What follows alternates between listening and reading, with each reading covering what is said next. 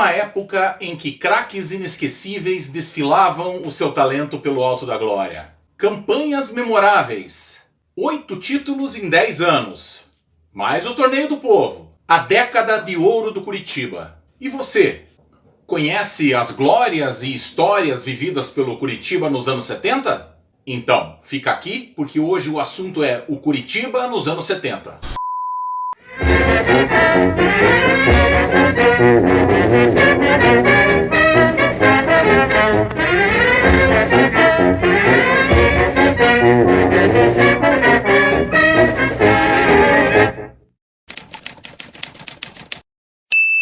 Salve, salve torcida coxa branca e todos os inscritos dos helênicos aqui no canal. Estamos de volta. Você já deve saber que o Curitiba reinou absoluto no futebol paranaense durante os anos 70. Montou esquadrões imbatíveis. Colecionou títulos de campeonatos estaduais. Nessa época, jogadores se perpetuaram na história do Curitiba como ídolos inesquecíveis. E para relembrar histórias dessa época tão marcante, a partir de agora, vamos iniciar uma retrospectiva do Curitiba nesse período.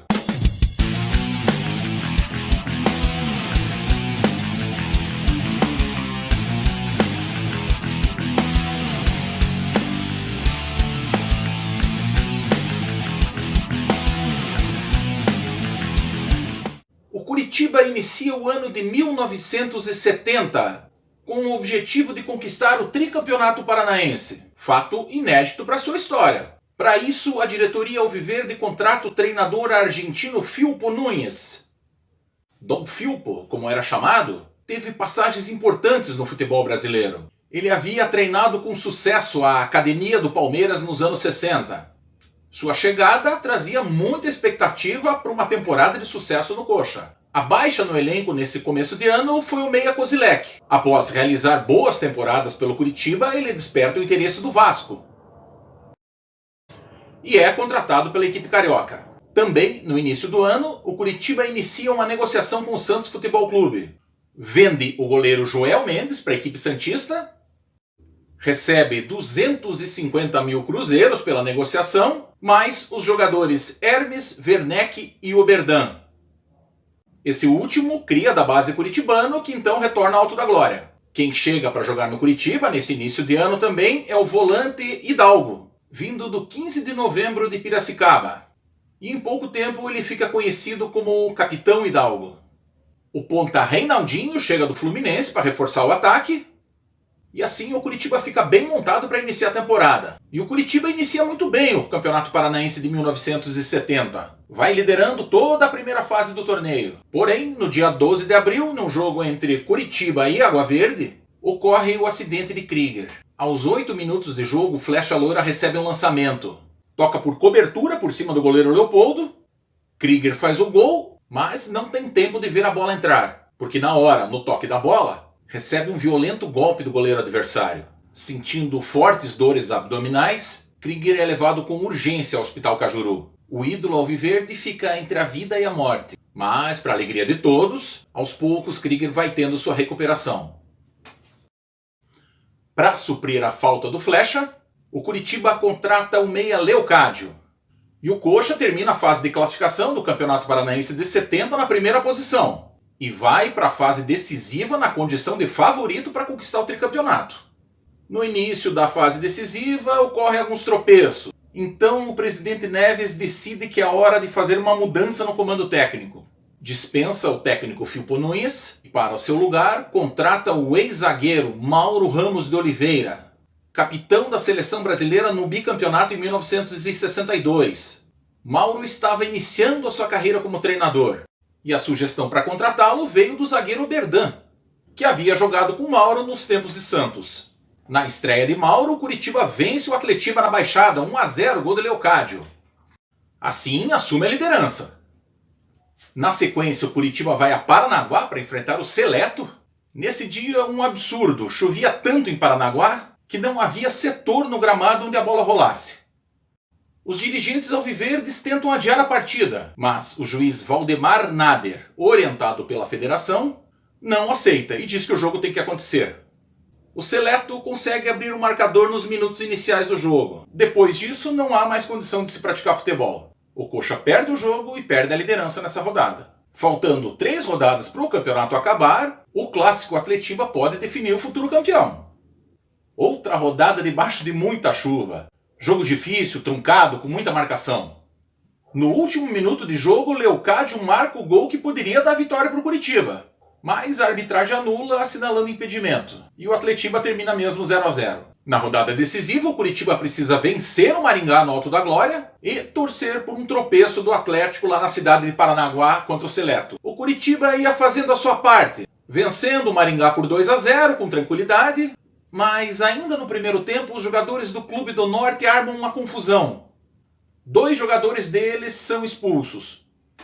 Em seguida começam a simular contusão e promovem o famoso cai-cai. E abandonam o campo de jogo ainda aos 40 minutos do primeiro tempo. Com tantas adversidades, o Curitiba deixa o tricampeonato escapar.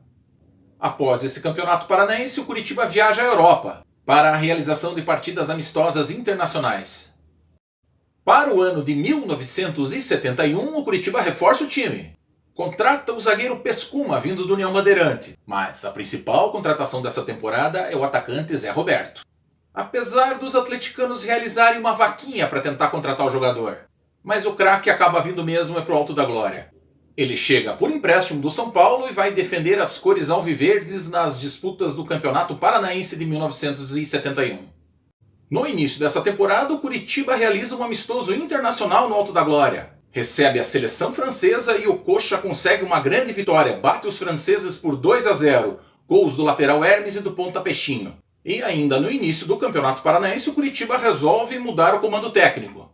Sai Mauro Ramos, que estava desde o ano anterior, e chega Elba de Pádua Lima, o Tim, um dos maiores estrategistas da história do futebol. E chega também o supervisor Almir de Almeida.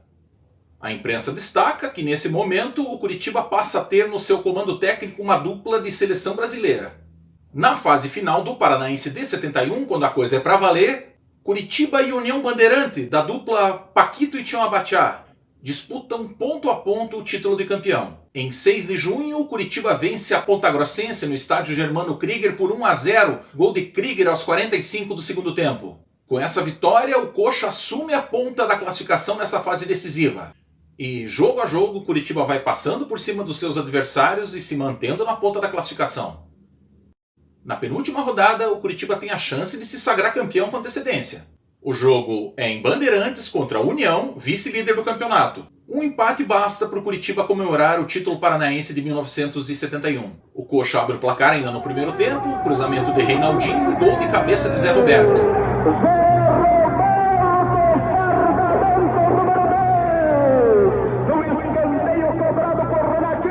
Na segunda etapa, a União consegue o gol de empate com o Paquito. 1-1 e esse resultado continua garantindo o título do Curitiba. Nos minutos finais, o Curitiba recua. Tim manda o time tocar a bola para deixar o tempo passar. E quando o árbitro encerra o jogo, aí foi só comemorar.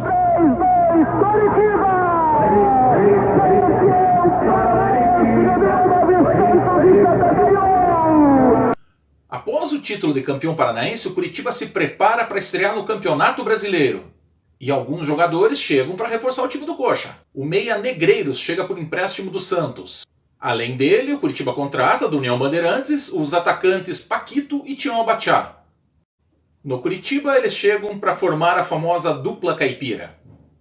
Por outro lado, chega ao final o empréstimo de Zé Roberto e o jogador volta ao São Paulo. Na vitória alviverde por 2-1 contra a Portuguesa no dia 15 de agosto de 1971, aos 10 minutos do primeiro tempo, o centroavante Tião Abatiá marca o primeiro gol do Curitiba na história do Campeonato Brasileiro. O Coxa vive grandes momentos nesse Brasileirão, como na vitória de virada por 3-2 na capital paulista diante do Corinthians. Outro grande momento do Curitiba nesse campeonato é diante do Santos de Pelé, quando o zagueiro Cláudio Marques, melhor em campo, consegue anular o rei do futebol e o Coxa vence o jogo por 1-0.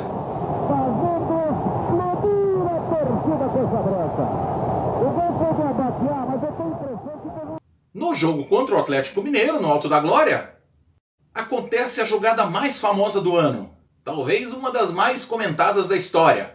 No final do jogo, o atacante Tião Abatiá é lançado para o ataque. Ele impede que a bola saia pela linha de fundo e aplica vários dribles no zagueiro Vantuíli do Atlético Mineiro. E em seguida no desesperado goleiro Renato, que abandona o gol para tentar interceptar a jogada do Tião.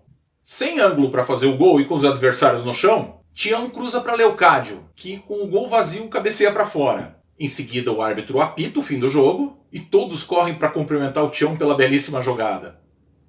O Coxa venceu o Galo nesse dia por 1-0, gol do Paquito. O Curitiba encerra sua participação no primeiro Campeonato Brasileiro na 10ª posição. O zagueiro Pescuma e o centroavante Tião Abatiá recebem o prêmio Bola de Prata da revista Placar, como os melhores nas suas posições nesse campeonato. No início do ano de 1972, o Curitiba perde o treinador Tim, pois ele resolve aceitar uma proposta do Botafogo. Para o seu lugar, o presidente Neves contrata o técnico Aimoré Moreira, ex-técnico da seleção brasileira, campeão do mundo em 1962. E nesse ano chegam para jogar no Coxa também o goleiro Jairo, vindo do Fluminense, o meio de campo argentino Eduardo Dreyer e o centroavante gaúcho Hélio Pires. Além disso, nessa temporada, o prata da casa, o craque Dirceuzinho, passa a ter mais oportunidades no time titular. No início desse ano, como era de praxe, o Curitiba realiza um amistoso internacional. Recebe no Belfort Duarte a equipe do Benfica. O time português vinha de uma invencibilidade de 29 jogos e cai diante do Curitiba no Alto da Glória. Vitória alviverde por 2-0, gols de Paquito e Cláudio Marques. No Campeonato Paranaense, o Curitiba começa muito bem. E o clássico Atletiba, marcado para o Alto da Glória no dia 16 de abril, agita a cidade. Mais de 40 mil pessoas comparecem no jogo. Nessa época, o Curitiba realiza a campanha A Jogada Maior, com um sorteio de automóveis e outros prêmios para os participantes que adquiriam os cupons. Antes do Atletiba começar, a modelo da peça publicitária da campanha desce de helicóptero no gramado. Para a alegria da torcida, pousa para foto ao lado dos dois times. O Atletiba terminou empatado, 1-1. Ainda na primeira fase desse campeonato paranaense, o técnico Aimoré Moreira deixa o Curitiba. Lanzoninho, ex-jogador do Coxa das décadas de 40 e 50, assume a vaga de técnico. Os atleticanos ficam com o título de campeão da primeira fase, enquanto o Curitiba realiza uma excursão ao exterior. Nós já falamos disso aqui no canal. Foi no vídeo das grandes excursões do Curitiba ao exterior. E vamos deixar o link aqui na descrição para quem não viu ainda. Depois do giro pelo exterior, em que o Curitiba recebe o título Fita Azul, as atenções do Alviverde voltam-se para o campeonato estadual. Afinal, o Curitiba precisa vencer a segunda fase para forçar uma final contra o Atlético. O Coxa sagra-se campeão da segunda fase e garante vaga para a grande final. No primeiro jogo da decisão Atletiba, o Curitiba abre o placar aos 9 minutos de jogo. Grande bola para Hélio Pires, experimentou, cruzou, Krieger, gol!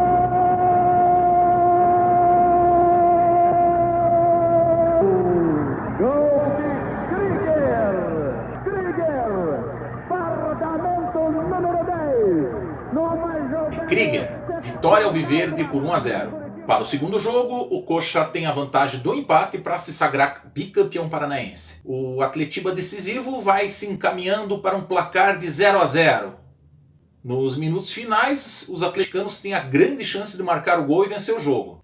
Mas o lateral Nilo salva em cima da linha. Final de jogo 0-0, Curitiba bicampeão com invasão no gramado da torcida alviverde e muita festa. 1 minuto e 15 segundos para acabar o Atletiba. Curitiba 0, Atlético 0. Jairo vai bater o time de volta. Está autorizado pelo juiz do jogo. Levanta-se a torcida coxa branca. São desfraldadas bandeiras alviverdes. Final nervoso de futebol no estádio Belfort Duarte 0-0. Curitiba vai ser o bicampeão paranaense. Hermes movimentou, jogou à frente. Numa luta de gigantes. Ganhou os que sabem ser maior e melhor.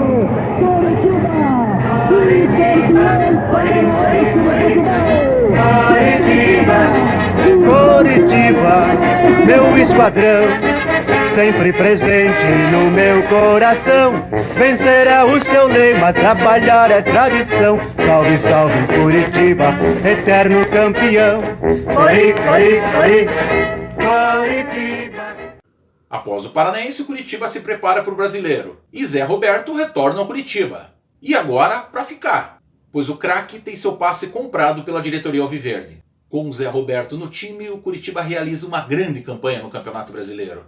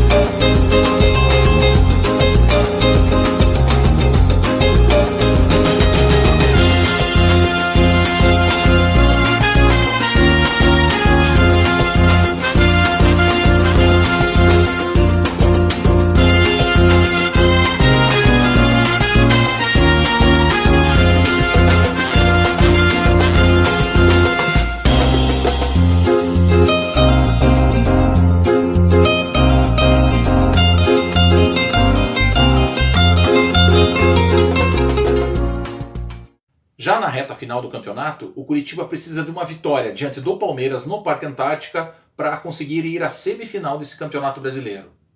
Mas o time cai diante da excelente equipe palmeirense comandada por Ademir da Guia. O Curitiba termina esse campeonato brasileiro na 5ª colocação. O atacante Zé Roberto recebe o prêmio Bola de Prata como o melhor jogador na sua posição. E nessa temporada o goleiro Jairo ficou 932 minutos sem tomar gol. Um recorde que permanece até os dias de hoje. No início de 1973, o técnico Elba de Pádua Lima retorna ao Curitiba. O Berdan e Negreiros também estão de volta. Chega o lateral Orlando, vindo do Santos, e o ponta esquerda Aladim. Assim, o Curitiba se torna uma verdadeira máquina para esse ano. E primeiramente, as atenções do Curitiba estão voltadas para a participação do time no Torneio do Povo, onde o Coxa enfrenta grandes equipes do Brasil. Obtém vitórias memoráveis na final do Torneio do Povo, no estádio da Fonte Nova, diante do Bahia, mesmo com 2 jogadores a menos. O Coxa consegue um empate heróico.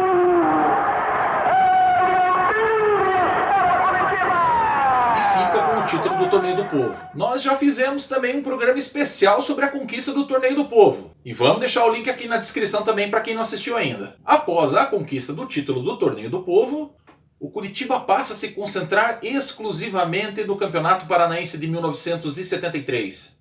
O Coxa, bicampeão paranaense, tem a obsessão pela conquista de um tricampeonato. Um título que a essa altura ainda não consta na Galeria do Verdão.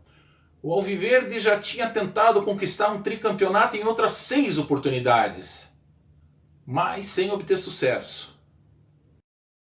Nesse ano de 1973, com um super elenco, o Curitiba não quer desperdiçar essa chance. O regulamento prevê uma primeira fase para esse campeonato com os 12 clubes participantes jogando em turno e retorno. Depois uma segunda fase somente com os melhores jogando novamente em turno e retorno. Finalmente, os campeões de cada fase se enfrentando numa grande final. Mas isso não foi necessário. Sem adversários à altura, o Curitiba vence todos os turnos.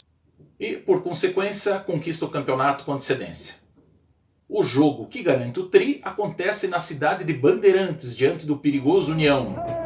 Zé Roberto abre o placar para o Curitiba ainda no primeiro tempo. Na segunda etapa, chega a notícia que o Atlético vai perdendo o seu jogo na cidade de Londrina, o que deixa a situação mais tranquila para o Curitiba. O tempo vai correndo e assim o Curitiba conquista o inédito tricampeonato paranaense. O hino do tricampeão paranaense de futebol. E a torcida alviverde vive neste momento uma das suas fases mais alegres de uma existência de 64 anos. Curitiba tricampeão paranaense de futebol. Para o campo de ataque, alviverde fica para Zé Roberto. Zé Roberto conduz pela meia esquerda, entrega a esquerda ainda para Cláudio. Cláudio vai tentar o recuo de bola para Jairo. O Curitiba é tricampeão, as faixas se explotam, o banco já comunica aos jogadores do Curitiba. 5 segundos para acabar o jogo. 4, 3, 2, 1. Ninguém mais tira o tri do Curitiba. Curitiba, tricampeão de futebol do Paraná. Curitiba, tricampeão de futebol do Paraná. Faixas distribuídas, abraços, emoção, lágrimas. É a festa alviverde em Bandeirantes.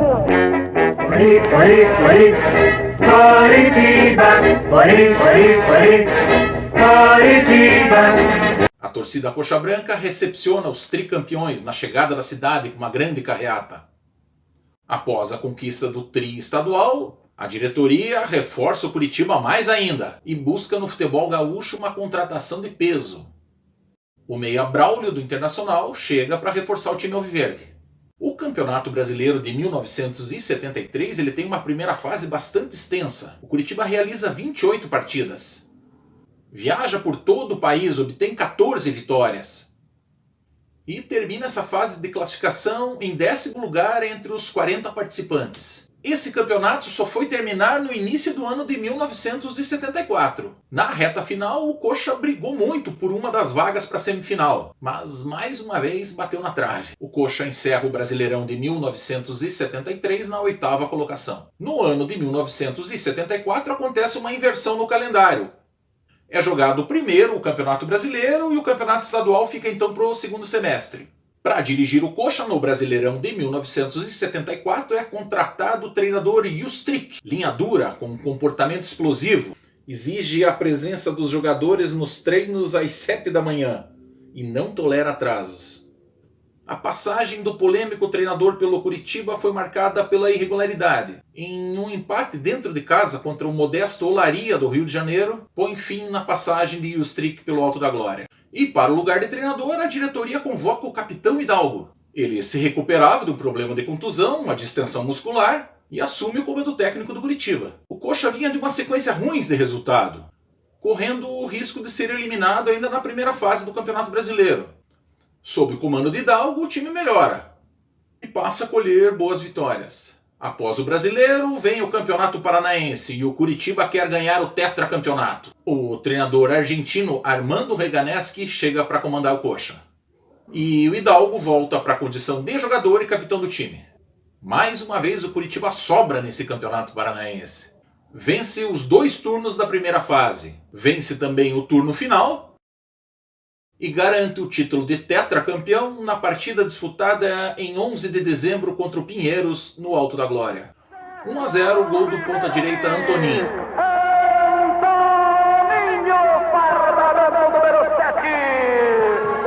Antoninho veio por empréstimo do Olaria do Rio de Janeiro. Havia feito apenas 4 partidas pelo Curitiba e ainda não tinha feito nenhum gol. E quando o árbitro apita o fim da partida, aí sim a galera alviverde pôde festejar. Comemorando o tetracampeonato paranaense de futebol no estádio Leopoldo Marte. O gramado está sendo invadido no estádio Leopoldo Marte. As bandeiras alviverdes agitadas. Curitiba ganhando o 4º campeonato consecutivo do Paraná. O árbitro levanta o seu braço. Curitiba, tetracampeão paranaense de futebol. Curitiba, tetracampeão paranaense de futebol. Gramado invadido por uma massa agora do Leopoldo Marte. Massa descontraída, disputando a camisa de cada um de seus jogadores. Disputando a camisa do Curitiba, meu esquadrão, sempre presente no meu coração. Vencerá o seu lema, trabalhar é tradição. Salve, salve Curitiba, eterno campeão. Durante essa temporada, alguns craques se despedem do Curitiba, como Zé Roberto, Leocádio, Hélio Pires, Paquito, Negreiros, entre outros. Para o ano de 1975, o Curitiba contrata o treinador Dié de Lameiro e reforça o time contratando os atacantes Eli e Luizinho. Assim, o Curitiba vai em busca do pentacampeonato. Nesse ano, o campeonato foi mais equilibrado. O Curitiba venceu o segundo turno, o Colorado e o Atlético venceram os outros 2. Então, os 3 times da capital, mais o União Bandeirante, decidem o campeonato num quadrangular decisivo. Na hora da decisão, o Coxa mostra sua força.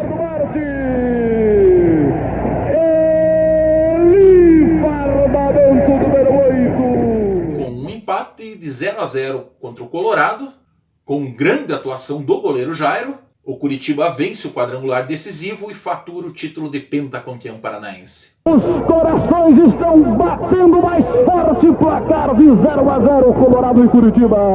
Falta perigosíssima para o Colorado. Correu o Nenê para a bola, bateu, defendeu Jairo. Solta a bola que não passa a linha de fundo. O Antônio recolheu, o Tony dominou. Vai tentar cruzar, cruzou com perigo, bateia. Deu de cabeça, a bola desviada por Vitor Hugo de qualquer forma pela linha do lado.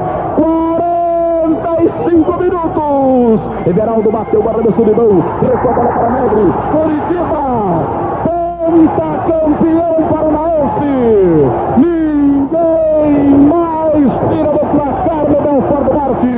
Curitiba 0, Colorado 0. Curitiba, pentacampeão paranaense de futebol. É a festa do Curitiba, com as suas bandeiras agitadas pela cena por cima desse estádio.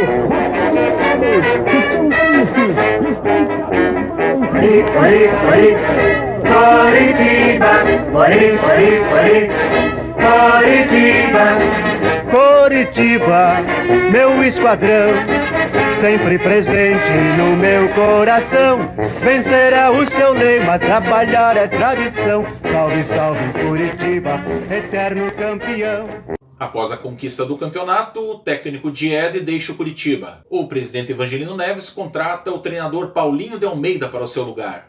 E reforça o time no ataque, contratando o ponta-direita Wilton, ex-fluminense. O Coxa tem um início de campeonato brasileiro de 1975 muito bom. Vencendo o Fluminense, a máquina tricolor na estreia por 1-0, gol do centroavante Maisena. Na sequência, o Curitiba vai somando outros resultados positivos e termina a primeira fase na segunda colocação. O Curitiba termina esse campeonato na 22ª colocação entre os 42 participantes. Nessa temporada, o capitão Hidalgo encerra sua carreira como atleta profissional e inicia sua trajetória como comentarista esportivo. Cláudio Marques também deixa o Curitiba esse ano para defender o Corinthians. 1976, o ano em que o Curitiba quer conquistar o hexacampeonato. Nós já fizemos também um programa especial e bem detalhado sobre a campanha do Curitiba no ano de 1976. Timaço! A gente vai deixar o link na descrição para quem quiser ver depois. Bom, mas vamos relembrar aqui também. No início desse ano, o Krieger encerra sua carreira como jogador profissional. O Coxa contrata Jorge Vieira para ser o novo treinador e inicia muito bem o Campeonato Paranaense. Vence o primeiro e o segundo turno, apesar da federação fazer muita força para atrapalhar. No terceiro turno, a equipe acaba caindo de produção, o técnico Jorge Vieira deixa o comando técnico e Dino Sani assume o seu lugar. E a fase decisiva para se conhecer o campeão paranaense acaba não acontecendo, pois os clubes envolvidos não se entendem em relação ao regulamento. Assim, o Campeonato Paranaense de 1976 é paralisado. Sem definição sobre o Paranaense, o Curitiba parte para a disputa do Brasileirão de 1976. Na primeira fase de classificação, o Curitiba colhe boas vitórias. Assim, o Coxa termina a primeira fase na segunda colocação. Na segunda fase, o Curitiba deixa para conseguir a sua classificação nas últimas rodadas. Obtém vitórias espetaculares sobre o Botafogo no Maracanã e contra o Operário no Mato Grosso do Sul, com o gol de Cleiton classificando o Curitiba no último minuto de jogo.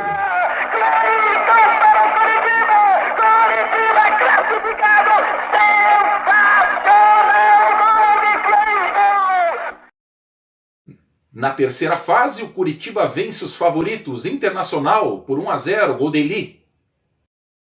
E o Corinthians também por 1-0, gol de Oberdan. Mas escorrega em alguns jogos contra times de menor expressão e deixa escapar a chance de ir à semifinal. Entre os 54 participantes desse campeonato, o Curitiba termina na 10ª colocação. No início do ano de 1977, o goleiro Jairo é vendido ao Corinthians e deixa o Curitiba após 5 anos. Sérgio Valentim chega para substituí-lo. E o treinador Diado Lameiro também retorna ao Curitiba. Os clubes resolvem retomar a discussão sobre o Campeonato Paranaense de 1976 que estava paralisado. E finalmente chegam a um acordo. Um quadrangular entre Curitiba, Colorado, Atlético e Londrina vai decidir o Campeonato Paranaense do ano anterior. O Coxa lidera o quadrangular durante todo o tempo. O Curitiba pode empatar agora com o pênalti. Apita! Correu o Luizinho, chutou! É gol! Vantagem para dentro, olha o gol, atenção, chutou, a bola vai entrando! Gol! Gol!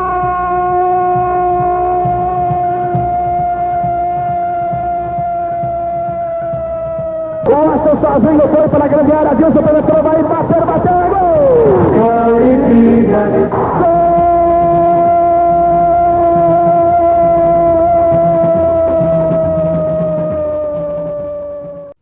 E vence o campeonato na última rodada, empatando com o Colorado em 0-0. Sérgio quicando, o Curitiba agora tem que segurar o jogo, o Curitiba agora pode ser hexacampeão, sem méritos nesses 90 minutos, mas com méritos indiscutíveis ao longo de toda a disputa, ao longo dos 3 turnos, Munir Caluf. É claro, o Curitiba não se arriscou à frente, o jogo inteiro não vai se arriscar agora. 44 minutos, faltam apenas 60 segundos para terminar. Curitiba praticamente ex-campeão. Levanta a bola, arremessando a bola pela ponta direita. Ela passa a liga de nada, arranha a bola para o Colorado. É o fim do jogo, é a expectativa, é a festa que se prepara. É o chute do Curitiba, uma faixa. A partida vai terminar.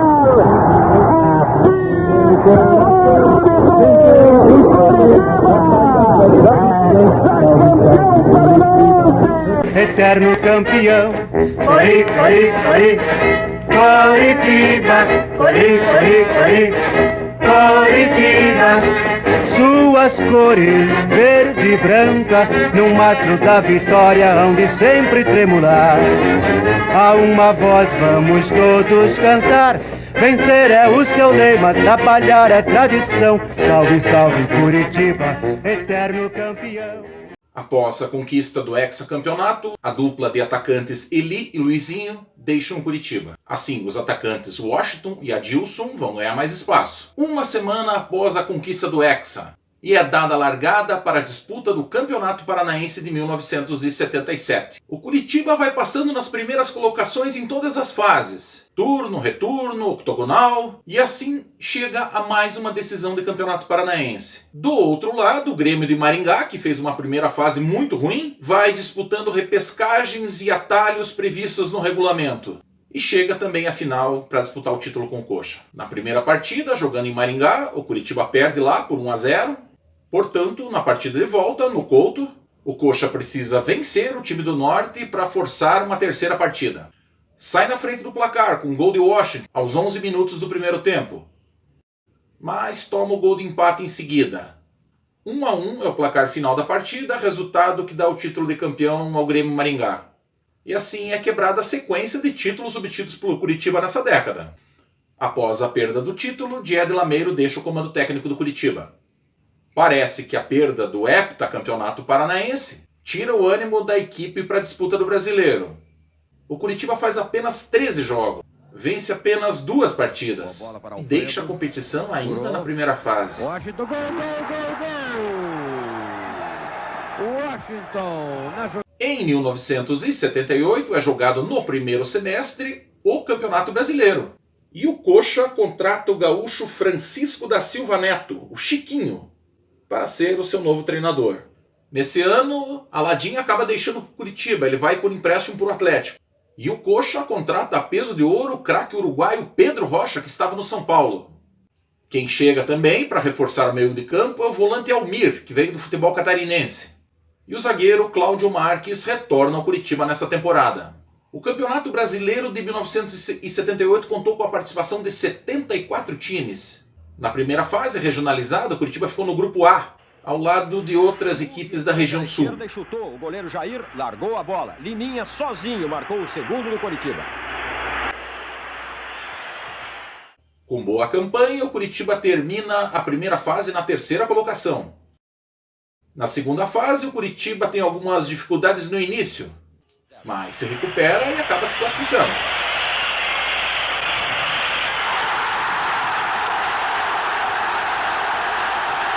Na terceira fase, o Curitiba estreia na cidade de Bauru para jogar contra o Noroeste, o clube local. E o Noroeste conta com Jairzinho, o furacão da Copa de 70. E o garoto Lela, que anos depois fará história no Alto da Glória. O Coxa vence o time do interior paulista por 1-0. Obtém também outros bons resultados nessa fase, mas não consegue a classificação para a fase quartas de final.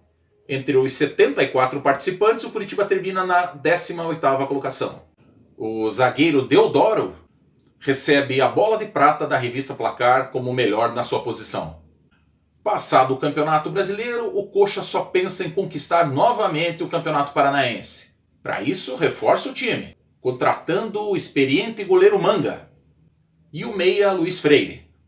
Se o início desse campeonato foi bastante confuso, com um regulamento que mais parecia um jogo de xadrez, a fase final foi de arrepiar. O Atlético termina em primeiro lugar no quadrangular do Grupo F e o Curitiba vence o quadrangular no Grupo G. Assim, os dois rivais voltam a se enfrentar em uma final de Campeonato Paranaense. No Paraná, outra vez, Atlético e Curitiba chegam à decisão do campeonato. O Curitiba só precisava do empate, mas ganhou do Londrina. Deu um toque de calcanhar, Eduardo entrou cara a cara e fuzilou o goleiro.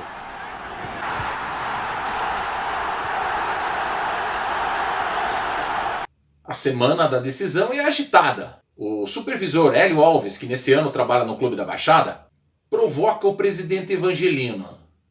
Diz que será campeão, pois, segundo ele, o time da Baixada conta com melhores jogadores. Mas o que preocupa mesmo o treinador Chiquinho do Coxa são os ex-curitibanos Aladim e Dreyer, que estão no time da Baixada.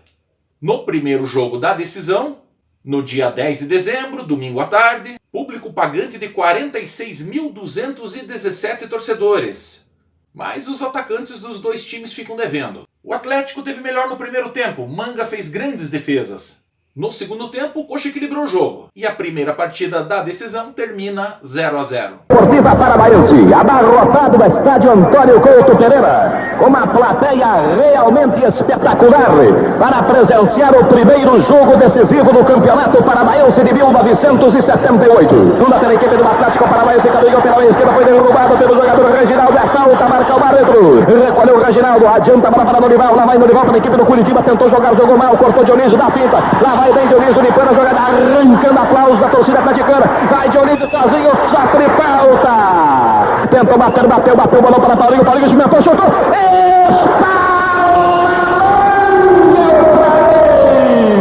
Manga abriu a leiteirinha no alto da glória, 2-3 defesas monumentais, corner da direita, o Curitiba sufoco no Atlético no final do jogo, Silvio Roberto. E por pouco, Liminha não abre a contagem para o Curitiba, Carneiro. Apita o árbitro, termina o jogo, eu voto em Manga também. Manga, o craque do jogo. O jogo que pode decidir o Campeonato Paranaense de 1978 é marcado para quarta-feira à noite seguinte. Na véspera da decisão, alguns jogadores do Atlético declaram à imprensa que o rubro-negro deverá ser campeão, pois dizem que arriscarão tiros de longa distância. Segundo eles, o goleiro Manga não enxerga muito bem à noite, e isso vai facilitar a missão. 13 de dezembro, quarta-feira à noite, 46.185 pagantes no Alto da Glória. Com as arquibancadas cheias, quem quase falha feio é o goleiro Tobias do Atlético. Correu, o Willian preparou, bateu pro gol, segurou, marcou! Segura, Tobias! Galinácio partindo para o fundo do gol do Atlético. Tobias estica no reflexo à mão esquerda e pega pelos rabos da bola que iria fatalmente pro gol. No segundo tempo, o Atlético tem a grande chance de vencer o jogo. Dreyer é lançado, fica cara a cara com Manga, bate firme, mas o goleiro alviverde faz grande defesa. Olha, o Atlético lançou, a bola ficou com o Dreyer, perigo, preparou, pode marcar, bateu pro gol. Espalma monumentalmente Manga. Aos 35 minutos do segundo tempo, o Curitiba fica com 10 jogadores. Reginaldo agride Dreyer e é expulso. Mas o jogo termina novamente sem ninguém mexer no placar, outra vez 0-0. E o regulamento prevê a necessidade de se jogar uma terceira partida para se conhecer o campeão. Antes do jogo decisivo, o supervisor do Atlético, Hélio Alves, conhecido como o Feiticeiro, resolve lançar um boato. Como no ano anterior o Curitiba havia realizado a mudança de nome do seu estádio, passando de Belfort Duarte para Estádio Major Antônio Couto Pereira, Hélio começa a divulgar uma história. Segundo ele, a filha de Belfort Duarte estaria descontente com essa mudança de nome e teria recorrido a forças espirituais para fazer o Curitiba perder o campeonato. Teria feito uma macumba. Então, o conselheiro curitibano Cândido Gomes Chagas viaja ao Rio de Janeiro e traz a filha de Belfort Duarte para Curitiba. E a dona Maria Belfort Duarte chega à nossa cidade para desfazer o boato. E mais do que isso, é promovido um encontro dela com a dona Cleia Couto Pereira, filha do Major Couto Pereira. Dona Maria Belfort confirma que a história lançada pelos atleticanos não passa de boato. E segundo ela, o feitiço irá virar contra o feiticeiro. 17 de dezembro, domingo à tarde. O terceiro jogo decisivo vai apontar o campeão paranaense de 78. Outra vez arquibancadas lotadas, 55.164 pagantes. O volume de jogo do Coxa é maior, mas o tempo regulamentar termina 0-0. Na prorrogação de 30 minutos, os times preferem não se arriscar muito não. Assim, nada de gol. Após 300 minutos de futebol, sem ninguém mexer no placar, o Campeonato Paranaense de 78 vai se decidido nos pênaltis. O Atlético ganha no cara ou coroa e escolhe o lado onde está a sua torcida para que sejam batidos os pênaltis. O Curitiba começa batendo. Pedro Rocha chuta rasteiro, Coxa 1-0. Em seguida, Rota empata para o Atlético. Tudo igual, 1-1. Duílio marca o segundo para o Curitiba, 2-1. Então o atleticano Paulinho fica frente a frente com Manga. Ele chuta no canto direito e Manga faz a defesa. Em seguida, a vez é de Cláudio Marques. Ele manda a bola para um lado e o goleiro vai para o outro. 3-1 Coxa. Lula é o próximo para bater para o Atlético. O chute sai forte, mas vai para fora. O campeonato fica nos pés do atacante Liminha do Curitiba, que chuta forte, indefensável. Expectativa, Liminha vai bater o pênalti para o Curitiba, Tobias está no gol. Se Liminha marcar, o Curitiba será campeão. Atenção, autorizado, caminhou a pênalti, Liminha correu, bateu!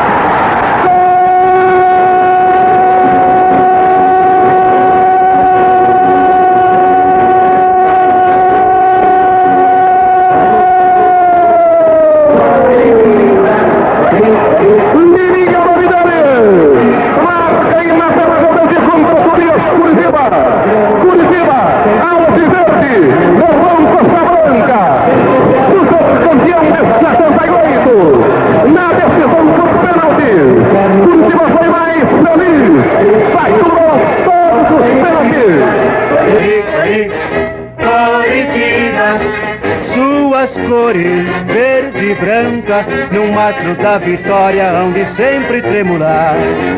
A uma voz vamos todos cantar, vencer é o seu lema, trabalhar é tradição. Salve, salve Curitiba, eterno campeão.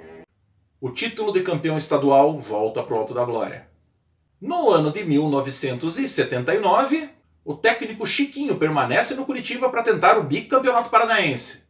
O goleiro Manga deixa o Curitiba e Mazzaropi, emprestado pelo Vasco, chega para substituí-lo. Aladim retorna do empréstimo e vai defender o Coxa novamente. Bom, nesse ano de 1979, lá no segundo semestre, o Coxa realiza o seu melhor campeonato brasileiro.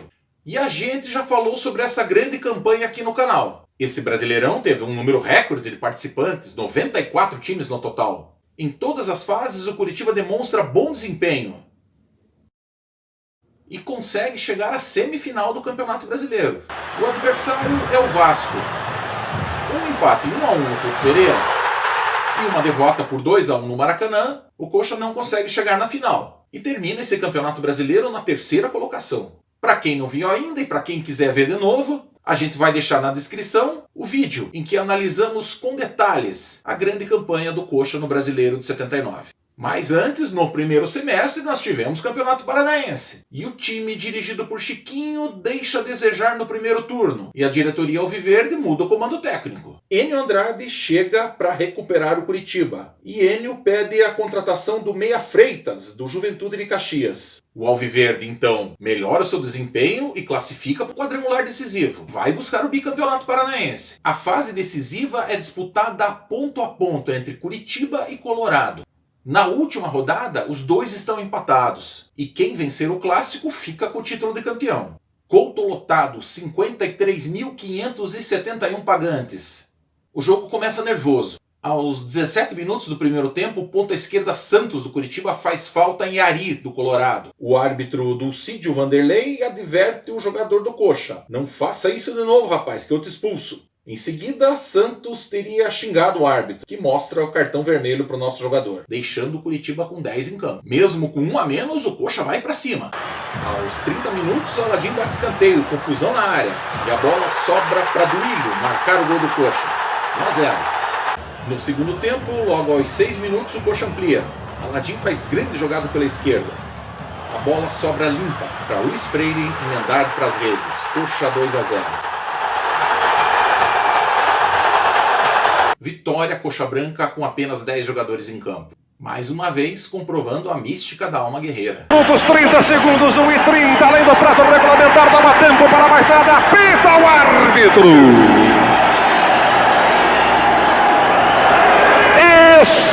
Explode a torcida no Alto da Glória. Invasão no gramado. Bandeiras agitadas. espalcar de foguetes pelos ares. Curitiba, Verdão Coxa Branca, bicampeão do futebol do Paraná. Meu esquadrão, sempre presente no meu coração, vencerá o seu lema, trabalhar é tradição. Salve, salve Curitiba, eterno campeão. Então, pessoal, essa é a retrospectiva do Curitiba nos anos 70. Período muito bom para o Coxa, afinal foram 8 títulos em 10 anos, mais o Torneio do Povo, e boas campanhas no Campeonato Brasileiro também. Nessa época, o Curitiba confirma de vez a sua hegemonia no futebol paranaense. Então, se você gostou de mais esse vídeo, vou pedir para você deixar o seu like. Se você não for inscrito ainda no canal, por favor, inscreva-se. Comentários sobre o vídeo, sugestões para os próximos, vocês já sabem, pode deixar na barra de comentários aqui embaixo. Nós vamos ficando por aqui, um forte abraço a todos e até a próxima!